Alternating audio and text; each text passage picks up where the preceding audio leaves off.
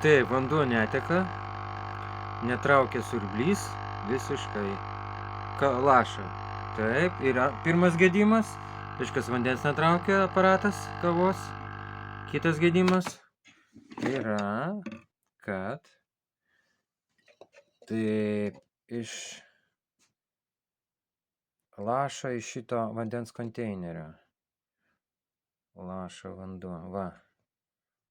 Laša vanduo iš konteinerio. Ten lėkštelė, jo.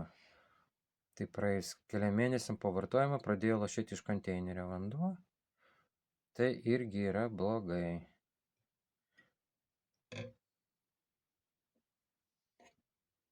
Palauk biškį, tai